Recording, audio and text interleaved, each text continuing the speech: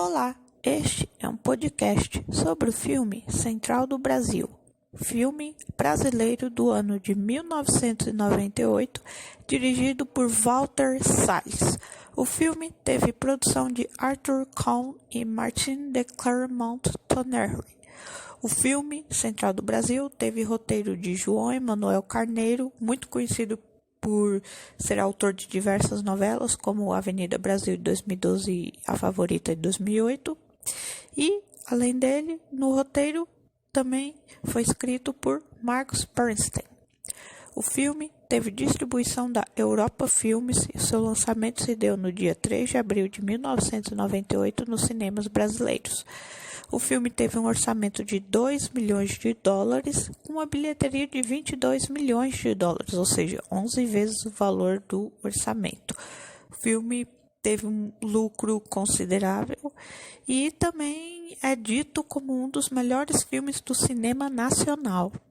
E também está em várias listas de melhores filmes de todos os tempos. Por exemplo, um livro muito famoso, 1001 Filmes para Assistir Antes de Morrer, ele está lá. Também tem o outro livro, Tudo sobre Cinema. Ele também tem 2 páginas dedicadas exclusivamente ao filme. Assim, é um filme muito lá fora, muito bem conceituado. É um filme que fez muito sucesso fora do Brasil, dentro e fora do Brasil, né? Foi indicado ao Oscar, aquela coisa que todo mundo já sabe, né? Ganhou o Globo de Ouro. Eu já vou falar logo das curiosidades do filme daqui a pouco. Enfim, quando se fala de Central do Brasil, a gente já pensa em automaticamente o Oscar, que a Fernanda Montenegro perdeu, né? E o filme vai além disso. É claro, o filme, quando se fala, e o filme Central do Brasil? É aquele que a Fernanda Montenegro foi indicado ao Oscar e perdeu, né? Não, gente, o filme vai muito além do que isso, porque o filme, ele retrata, além de falar, né? De mostrar da história dos personagens, da Dora, né, do menino Josué e de outros personagens que vão aparecendo ao longo do filme. O filme ele retrata muito a realidade brasileira. E é isso que mais me impressionou quando eu fui assistir, porque ele é um filme de 1998, ou seja, esse filme tem 23 anos, mas ele mostra a realidade brasileira de uma forma muito nua, crua, extremamente realista. E que é exatamente desse jeito até os dias de hoje. O que, por um lado, mostra como o filme está à frente do seu tempo, mostrando uma realidade já daquela época e que seria no futuro, continuaria do mesmo jeito. Por um lado, esse fato impressionou, né? Impressiona, porque você vê que aquele realismo do filme existe até os dias de hoje, que as pessoas sofrem daquele jeito, que tem muito analfabetismo aqui. O filme ele reforça várias vezes, porque a personagem da Fernanda Montenegro, ela escreve cartas que ela deveria enviar para os parentes das pessoas que pagam para que ela escreva a carta. E assim, essas pessoas, elas não sabem ler nem escrever, e aí ela aproveita disso para ganhar um trocado, vamos dizer assim. E que nem eu falei, porque além de impressionar o realismo, né, da pobreza brasileira, que já era daquele jeito naquela época, e até antes daquela época, e que é até os dias de hoje, por outro lado você fica triste, porque você vê que é uma realidade que já tem tanto tempo e que não tem nenhuma gotinha de esperança de que vá mudar. Tipo, que tem muita gente pobre daquele jeito, dali para pior, e que a situação parece que vai ficar nessa mesma para sempre, ou seja, e tudo isso por conta de governantes que deveriam usar o dinheiro dos impostos para melhorar a vida da população brasileira, né? E pegam esse imposto tudo para eles, mas eu não vou entrar em questões políticas aqui, porque o foco é o filme, não o porquê da população brasileira ser extremamente pobre, uma boa parte da população, né? Todo mundo já sabe isso de cor e salteado, eu não vou entrar nesses quesitos. E, enfim, e é triste, né? Você vê que existe muito analfabetismo no Brasil, até mesmo nos dias de hoje, em que estamos na era digital, na era da comunicação, ainda tem muita gente, infelizmente, que não sabe ler nem escrever, e a pobreza continua. E ainda mais levando em conta que estamos em tempos de pandemia, só reforça ainda mais todos esses estereótipos da vida brasileira, né? Da vida do trabalhador brasileiro. Assim, é extremamente triste. É um filme extremamente realista. E é um filme assim que ele vai te cativando. No começo do filme você sente um pouco de raiva da personagem da Fernanda Montenegro, porque ela é uma mulher amargurada, durona. Ela não tem piedade nas palavras dela. Até o próprio menininho, um menino sofrido que tem uma vida sofrida junto com a mãe, ele acaba perdendo a mãe logo no começo do filme. É um menino muito arredio, muito rebelde. Tem alguns momentos que você fica com raiva do menino, fica, assim como tem alguns momentos que você fica com a personagem, com raiva da personagem da Fernanda Montenegro. Mas aí, conforme o filme vai passando, aos poucos eles vão se conectando, vai surgindo uma ligação entre os dois, né? Porque ela, assim como ele, sofreu na infância, né? Sofreu o abandono do pai, o pai largou a mãe para ir com outra, e aparentemente é o que nos dá a entender aqui no filme, conforme você vai assistindo, que foi exatamente o mesmo que aconteceu com o pai do Josué, largou a mãe para ficar com outra, né? Tanto é que a mãe do Josué, enquanto ela tá ditando a carta que ela quer que a Dora mande pro marido dela, a mãe do menino, ela diz que ele batia nela, que ela sabe que ele largou ela para ficar com outro, enfim, que o cara, resumindo, não valia nada, né? E assim, são personagens que vão se conectando, eles demoram. Assim, o filme tem 1h40. Leva, depois de 1 hora de filme, é que a personagem da Dora e do Josué começam a encontrar denominadores comuns entre ambos, né? Enfim. E essa química da senhora de idade grosseirona, do menino rebelde, duas pessoas muito parecidas e ao mesmo tempo muito diferentes, com visões de mundo diferentes, óbvio, ela por já ser uma mulher vivida, né? Ele é um menino, ainda não tem tanta experiência de vida assim, né? O que ele aprendeu foi na marra, por conta da vida sofrida que ele leva, enfim. Mesmo caso ela, mas ela ainda tem um pouquinho mais de instrução, porque ela sabe ler e escrever, porque ela é uma professora aposentada que, no momento, encontra-se escrevendo cartas na Estação Central do Brasil, né? Que é uma estação muito movimentada, isso no Rio de Janeiro. E é um filme, e esse filme, além de tudo isso que eu já citei, é um filme que muitos consideram road movie, que é filme de estrada, que é aquele filme que a história vai se passando conforme eles vão viajando. Assim, é bastante interessante, assim, né? E esse filme, ele foi me cativando por várias questões, assim, né? Eu fico até um pouco triste por não ter assistido esse filme antes, que é uma grande obra-prima do cinema. Eu super recomendo. Bem, mas aqui agora já dei minha introdução inicial e agora vamos ao elenco do filme Central do Brasil. Vamos lá. No elenco nós temos a protagonista, Fernanda Montenegro, como a Dora Teixeira, né? Isadora Teixeira, mais conhecida aqui, citada como Dora, que ela era uma professora e ela se aposentou, né? Ficou velha, se aposentou e aí, para poder ter um dinheiro a mais, além da aposentadoria dela, ela escreve cartas na Estação Central do Brasil para pessoas analfabetas para poder enviar, ou pelo menos deveria ser essa a questão, enviar para as pessoas, para os parentes dessas pessoas que estão indo lá pagar para ela enviar cartas. Só que ela não faz isso, por quê? Ela leva esse monte de carta, em vez de deixar no correio, ela leva esse monte de carta para casa dela, lê junto com uma amiga que ela tem, que é a Irene, interpretada pela falecida Marília Pêra, né? Descansa em paz. Enfim, e elas duas leem as cartas juntas, elas riem de algumas cartas, né? Até que a Irene... E também tem outra questão. Adora as cartas que ela considera boa, ela decide que envia. As cartas que ela considera mais ou menos, ela diz que vai deixar guardado na gaveta. E as cartas que ela não gosta de jeito nenhum, que ela acha muito fantasiosa, muito, assim, tipo, muito bizarra, ela decide rasgar e jogar fora. E, enfim, continuando. E no meio dessas pessoas que vão aparecendo logo no início do filme, pagando para ela enviar a carta, aparece a mãe do Josué, a Ana Fontinelli, interpretada pela Sóia Lira, com o seu filho Josué Fontinelli de Paiva, interpretado pelo Vinícius de Oliveira, né, que é o protagonista junto com a Fernanda Montenegro do filme. Ela aparece junto com o filho, pagando para Dora escrever uma carta para enviar para o marido dela, Ana, dizendo que sabe que ele não vale nada, que não sei o que, enfim, xingando o homem, acabando com a raça do homem, mas que apesar de tudo isso, que ela falou tudo isso pro filho Josué, e que apesar de tudo isso, Josué quer conhecer ele. Até aí tudo bem, o menino quer conhecer o pai, não importa o que o pai seja.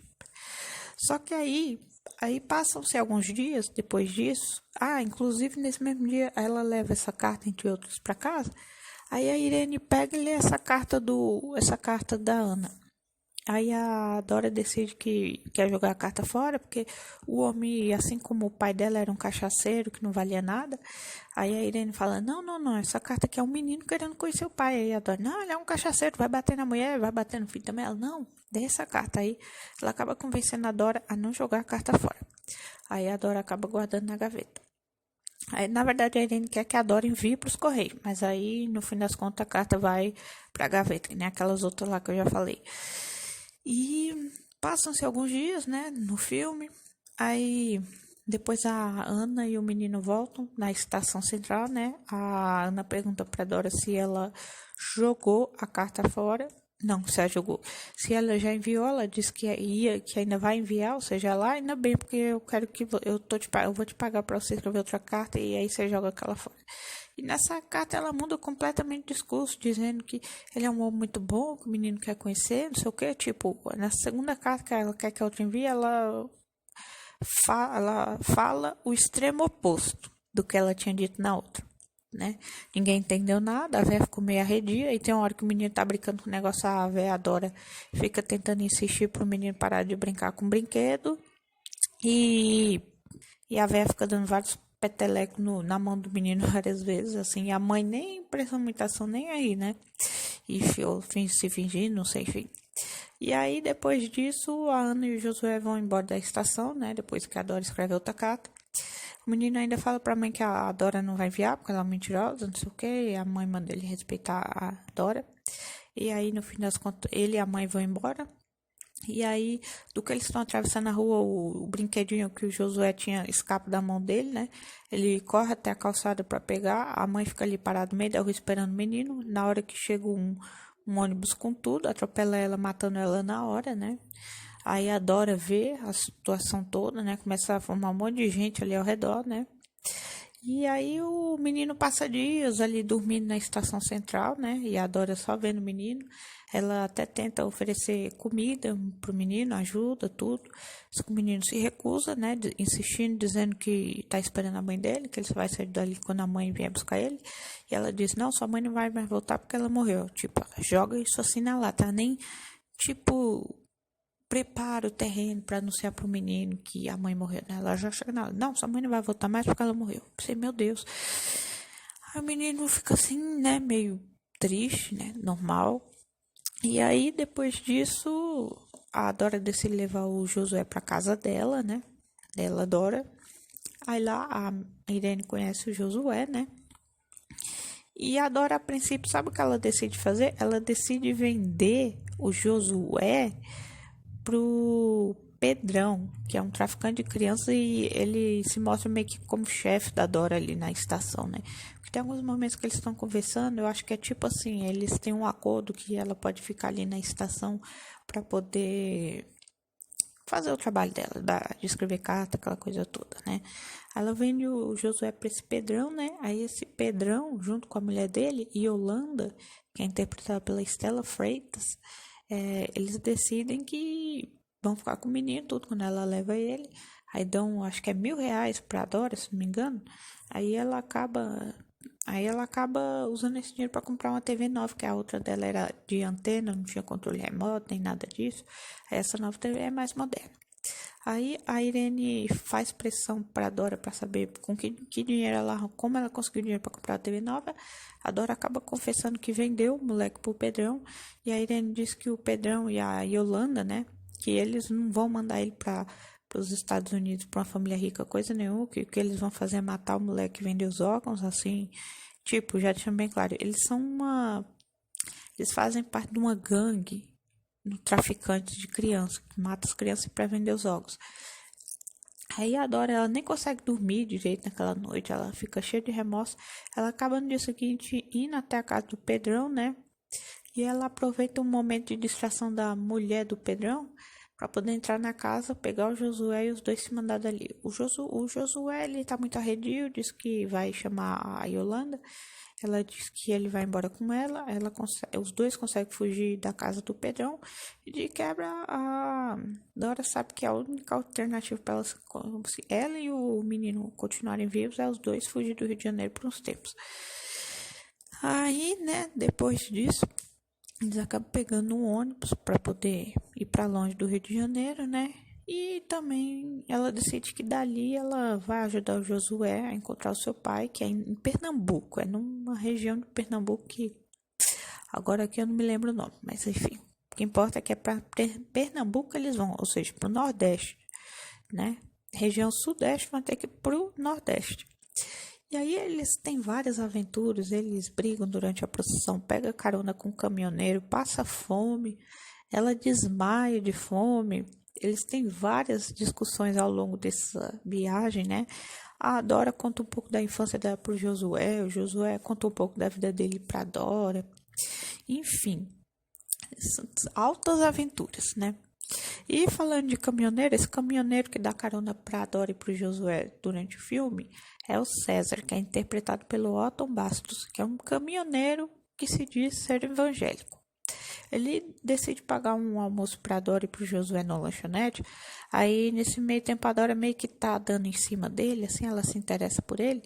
Aí ele percebe as intenções dela e acaba fugindo. Olha aí, ele não quer se comprometer porque é que nem ele falou pro menino, a vida dele é na estrada, né? E tem uma hora que o menino até tenta roubar lá uma mercearia porque ele tá morrendo de fome, mas ele rouba umas balinhas, sabe? Dessas balinhas com açúcar. Então, aí a véia vai lá, ela descobre que o menino roubou essas coisas, vai lá, devolve as coisas que ele pegou e decide pegar outras coisas para roubar, para comer, que é bolacha, umas coisas assim mais saudáveis, vamos dizer assim. Aí o cara, né, da mercearia, acha a movimentação dela ali por trás meio estranha, aí decide dizer para ela abrir a bolsa. Aí esse caminhoneiro César insiste para mim, não, ela é conhecida minha de confiança, não precisa fazer ela passar por esse constrangimento. Aí o velho decide acreditar no César, né? Depois, enquanto a Dora e o Josué eles estão comendo no caminhão as bolachas que ela roubou, aí eles têm lá uma discussão. Ela diz pro menino não roubar, tipo, ela pode roubar o menino, não. Ela tá tentando levar o menino, direcionar ele pro caminho certo, apesar dela cometer vários erros ao longo do filme. E fora que eu esqueci do fato dele ficar bêbado durante o trajeto de ônibus. Porque eles pegam, o ônibus que eles pegaram para fugir do Rio de Janeiro, tem uma parte que ela tá contando a história de vida dela, da infância dela e tudo, e ela tá com uma garrafa na mão, garrafa de bebida alcoólica, que tá tomando, só que aí ela não toma tudo, ela deixa uma quantidade considerável na garrafa. Aí o que acontece? Ela dorme, cai no sono, o moleque tá ali acordado, vê a garrafa na mão dela, pega pra ele e começa a beber o resto da garrafa. Eu pensei, meu Deus do céu. O moleque começa a ficar bêbado, assim, uma cena tanto quanto engraçado, e o povo do ônibus percebe na hora, e o povo começa a rir. E a véia bebe, mandando ele voltar pro lugar dele, e ele bebe dizendo que não vai voltar pra lugar porcaria nenhuma. É uma cena, assim, sensacional. Eu falei, meu Deus, esse moleque é muito vida louca. Josué, ele é vida louca total, enfim. É meio chato de galocha, mas é vida louca total. Né? E a Dora é aquela coisa. A Dora, ela não é uma pessoa ruim. Do que eu achei o filme, eu percebi que ela é uma pessoa muito amargurada com a vida dela. Ela sofreu muito durante a infância, como eu já falei, né? Teve uma vida cheia de dificuldades por ser pobre, né? Enfim, aí tudo isso foi transformando ela numa pessoa ressentida e amargurada com ela e com a vida. Mas aí o Josué entra na vida dela para poder dar um pouco de luz para ela. Tanto é que no final do filme ela tá até emocionada, assim, chorando já de saudade do Josué. Depois de deixar ele com os irmãos na casa dele. E ela decide ir embora e ela tá, durante essa viagem de ônibus, isso já no final do filme, ela tá escrevendo uma carta que ela pretende depois mandar pro Josué, né? E assim, é sensacional, assim. E, nossa, é um filme, assim, muito bonito. Continuando aqui com o elenco, no filme nós também temos, olha só que nome complicado desse ator. Matheus Nastergaile, como Isaías de Paiva, que é um dos irmãos do Josué. Matheus Nastergaile, ele protagonizou o filme, para quem não sabe, O Alto da Compadecida. De novelas, ele fez várias, mas as que eu me lembro, Da Cor do Pecado, que ele era o pai Elinho, e América, que ele era o Carreirinha, né? Assim, para mim, o melhor personagem dele foi o Carreirinha, sem sombra de dúvida. O pai Elinho também era muito da hora. Pai Elinho também era outro vida louca, mas enfim. Mas aqui ele tá bem carismático, ele aparece praticamente no fim do filme, né? E assim, assim, né? Sensacional, um cara assim, pobre, mas assim, de bem com a vida, trabalhador, de bem com a vida, né? E além dele, também tem o Moisés de Paiva, que é outro irmão do Josué, interpretado pelo ator Caio Junqueira, que infelizmente faleceu no ano passado por conta de um acidente de carro. O Caio Junqueira, ele tem vários papéis na TV. O de novela que eu me lembro com ele é Ribeirão do Tempo, da Record, de 2011. E de filme, um dos filmes mais famosos dele é o Tropa de Elite, que em breve eu pretendo fazer um podcast sobre esse filme. Eu vou assistir o filme, depois eu faço podcast, óbvio. E assim, também esse outro aqui, ele é um pouquinho mais ressentido em relação ao Isaías, mas ele também é trabalhador, aparentemente uma pessoa de bem com a vida, né? Só ele é um pouquinho mais ressentido, tem uma certa mágoa do pai, pelo pai não ter respondido uma carta que eles enviaram há 6 meses atrás, que nem ele falou, e até agora nenhuma resposta, e acredita que o pai nunca mais vai voltar, né? E assim, aí fechando aqui, para ir já pro meu top 10 de melhores cenas, os dois irmãos acabam ficando com o Josué. Eu só tenho que fazer uma abreviação porque o filme, porque a Dora e o Josué encontram o Isaías, né? Que o Isaías vê os dois ali perto de um lugar lá que vende passagem, porque ela tá querendo comprar passagem para voltar pro Rio de Janeiro, né? Com o menino. Aí ele, vocês estavam procurando pelo meu pai Jesus? Ela, sim. Aí eles dão os nomes lá diferentes. Eles não falam que, na verdade, ela tá com o filho com o irmão dele, né? O menino até disse que se chama Geraldo. Aí, porque eles estão meio assim, uma pessoa estranha, né? Vai saber lá o que quer com a gente. Aí, só que aí depois eles percebem que os dois são pessoas de bem, são irmãos do Josué, ou seja, gente segura, gente de família. Também são filhos da Ana, que morreu, né? E assim, né? E eu queria que o filme terminasse, pelo menos, com um momento em que eles descobrem que o Josué é o irmão novo, o irmão caçula deles, que eles nem chegaram a conhecer, porque quando a mãe foi embora, Josué ainda estava na barriga dela, ou seja, ela ainda estava grávida de Josué, a Ana. E, assim, eu queria, tipo, é claro, no filme ficou subentendido, a Dora deixou uma outra carta lá, junto com a carta que eles pediram para ela ler, uma carta que o pai tinha escrito, né, e enviou para eles, né, mas isso já tinha há muito tempo. Ele tinha escrito há muito tempo e que aí depois dessa carta eles escreveram uma de volta pro pai e ele não respondeu desde então, sumiu do mundo. E assim, aí, um filme assim sensacional, não me canso de repetir isso. E que nem eu falei, né, que o menino, eu queria que pelo menos o filme tivesse terminado com um momento em que o Moisés e o Isaías descobrem que o Josué é o irmão caçula deles, né? Eu queria esse momento, é claro, o filme ficou subentendido, né, que eles iam acabar sabendo, porque tem as duas cartas lá, né, com o Josué lá, e o Josué conta a história toda pra eles, aí eles iam somar 1 mais 1, 2 e ia sacar que ele é o irmão caçula deles, e aí até aí tudo bem.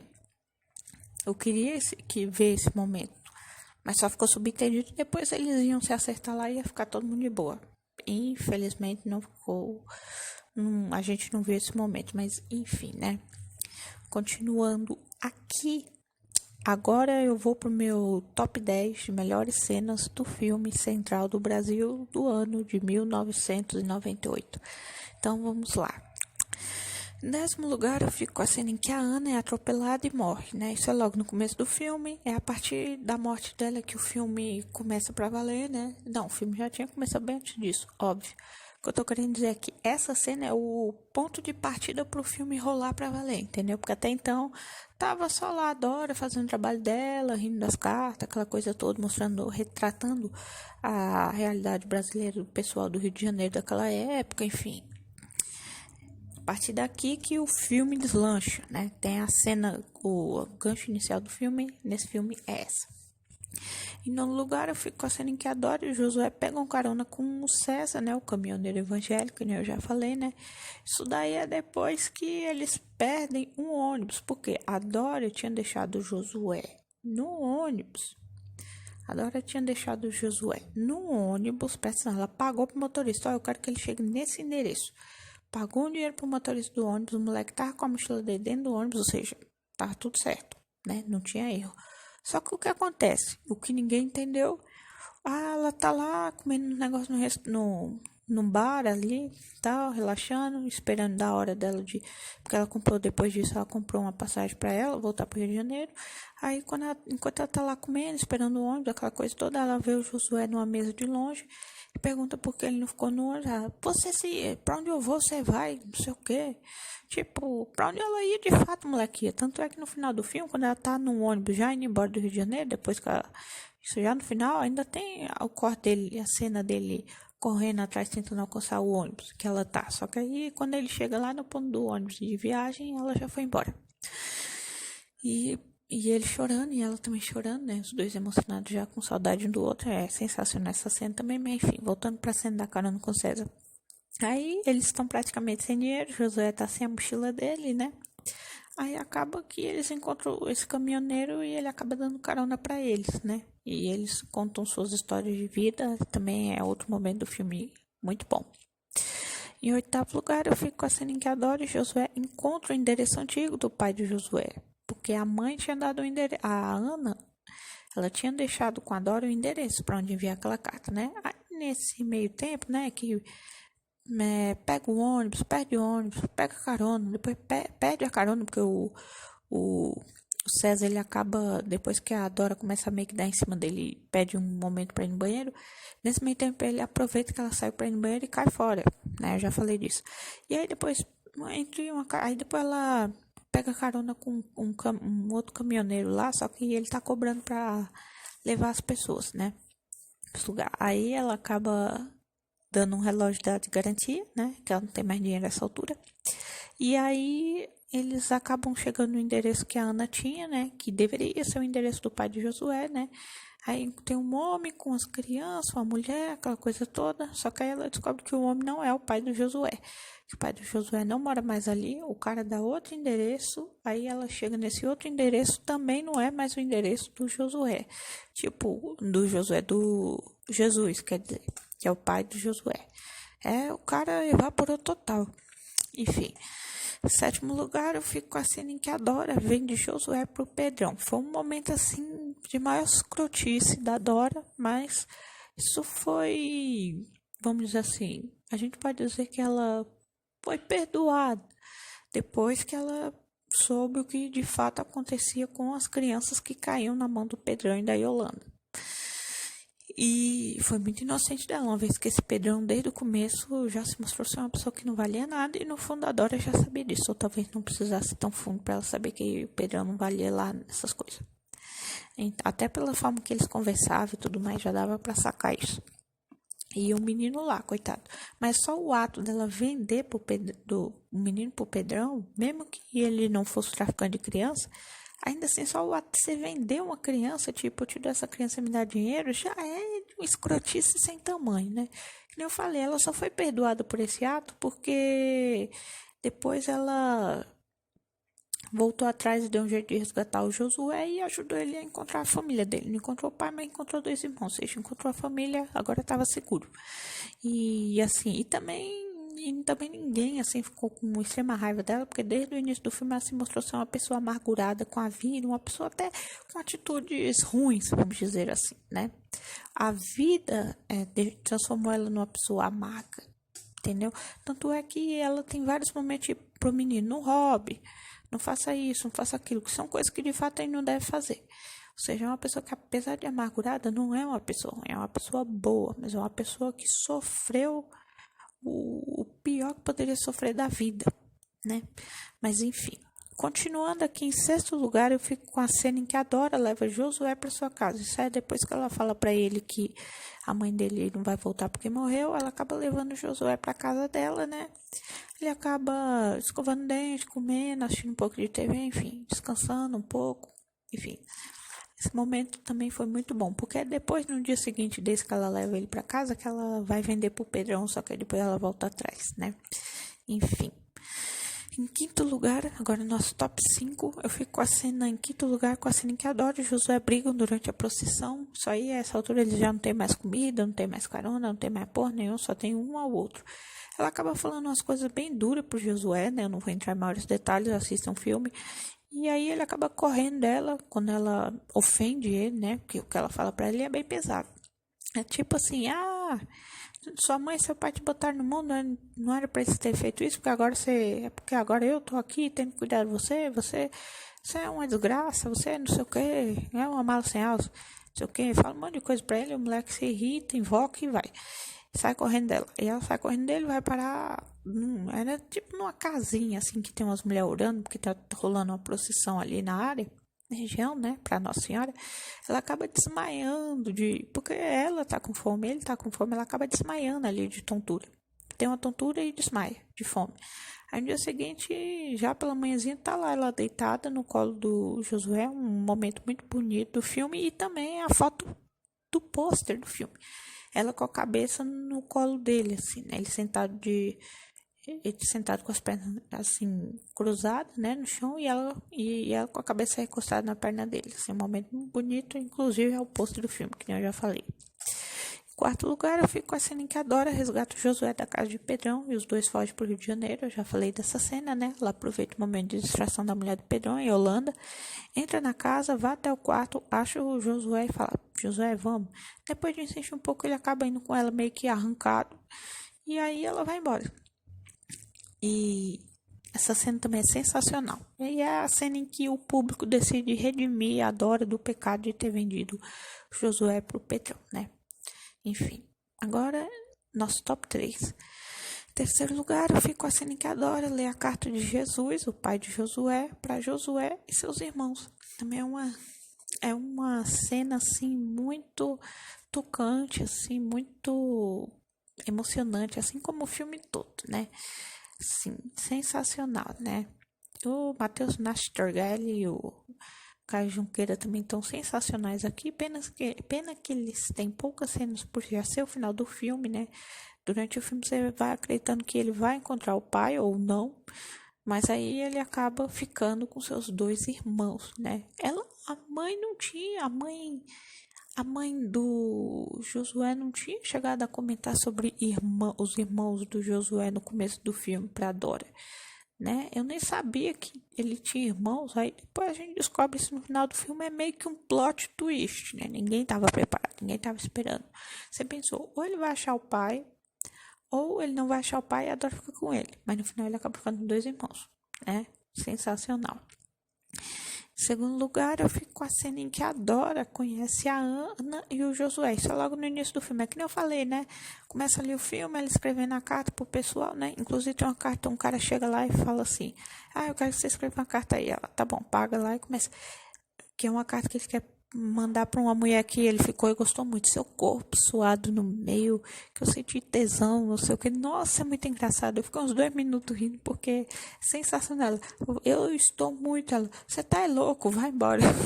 Sensacional, assim, adoro ela ter os momentos de amargura dela, e ela tem momentos que, mesmo ela sendo grosseirona, assim, ela consegue ser sarcástica, né? É o famoso humor negro, né? Aquele humor que é feito com comentários um pouco pesados, né? Sim, e a Dora é show de bola aqui. O Josué é vida louca e a Dora é show de bola. E essa é a minha segunda melhor cena do filme, quando ela conhece a Ana e o Josué, que eu acho que é um dos momentos mais marcantes do filme. Só não é o momento mais marcante do filme, porque em primeiro lugar, e para mim a melhor cena do filme, é a cena em que a Dora deixa o Josué com seus irmãos. Os irmãos e o Josué estão dormindo, e aí a Dora vê os três dormindo ali e pensa, cumpri minha missão, o Josué agora está em família. E aí ela decide ir embora, deixa a carta do pai do Josué, o Jesus, ao lado da carta da mãe do Josué, lá, carta lado a lado, e aí ela vai embora da casa. E aí depois tem um corte seguinte, a cena ela já no ônibus, escrevendo uma carta que ela pretende mandar pro Josué, e chorando emocionada, já com saudade do menino, porque ela, apesar de tudo que eles passaram junto, xingamentos, palavrão, aquela coisa toda, apesar de tudo, no final das contas ela acabou se afeiçoando um pouco ao Josué, e o Josué também a ela, né? Assim, é sensacional. Sensacional, melhor cena do filme sem sombra de dúvida, né? Um filme desse, a melhor cena tinha que ser a cena que conclui todo esse enredo emocionante, né? Enfim, agora vamos rapidamente aqui algumas curiosidades do filme. Então, vamos lá. Para quem não sabe, Fernanda Montenegro, eu acho que essa altura do campeonato todo mundo já sabe, né? Até quem não assistiu o filme sabe que ela ganhou indicação ao Oscar de melhor atriz no Oscar de 1999, na categoria de melhor atriz, não melhor atriz coadjuvante, melhor atriz, a principal zona mesmo, olha aí, não é para qualquer um. Foi a primeira vez que um artista latino foi indicado nessa categoria.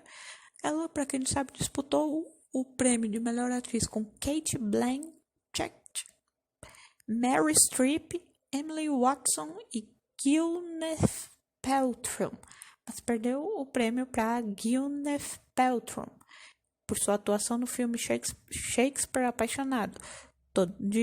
Desses 5 nomes, você vê que o mais fraquinho era o da Gwyneth, foi justamente o que ganhou. Porque se a Fernanda Montenegro tivesse perdido para Meryl Streep, ninguém ia falar nada, porque a Meryl Streep é a Meryl Streep. Os americanos eles idolatram e endeusam a Meryl Streep, assim como o resto do mundo. E assim, a Fernanda Montenegro é a nossa Meryl Streep. Então, se ela tivesse perdido para Meryl Streep, a gente nem ia considerar que a Fernanda perdeu o prêmio, porque a Meryl Streep e a Fernanda Montenegro estão no mesmo patamar de atuação, entendeu? Aqui eu já falei, eu repito de novo, a Fernanda Montenegro é a nossa Meryl Streep, entendeu?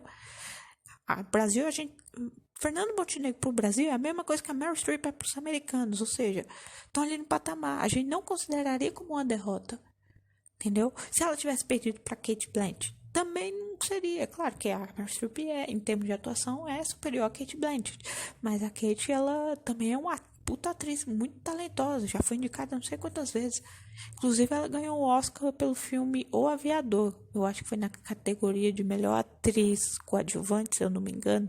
Que ela ganhou um prêmio Oscar pelo Aviador. Que eu assisti um tempo atrás, ia gravar um podcast. Aí depois eu meio que deixei esse podcast pro churrasco. Mas depois eu vou reassistir o filme para poder gravar direitinho, né? Leonardo DiCaprio, enfim. Depois eu falo desse filme.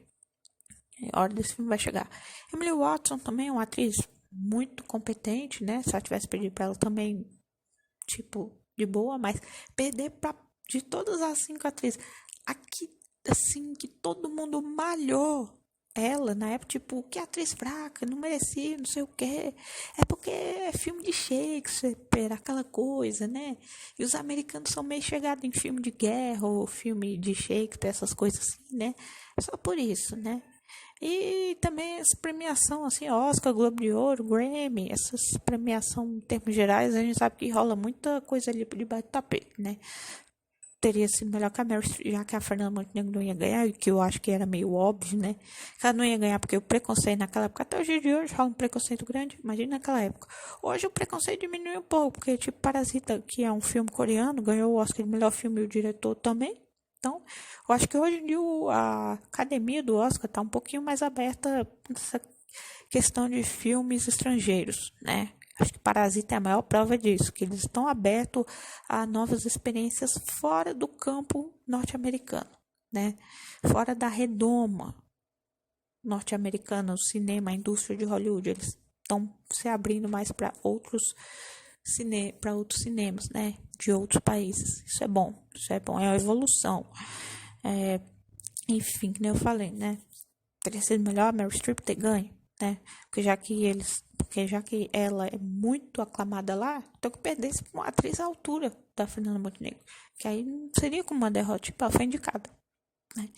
Aquela coisa, mas enfim. Continuando aqui com as curiosidades, para quem não sabe, esse é o primeiro filme que o ator Vinícius de Moraes trabalhou com Walter Salles. Os filmes seguintes foram Abril Despedaçado de 2001 e Linha de Passe de 2008. E para quem não sabe, Walter Salles conheceu Vinícius de Oliveira enquanto o menino trabalhava como engraxate e acabou convidando ele para fazer um teste do filme.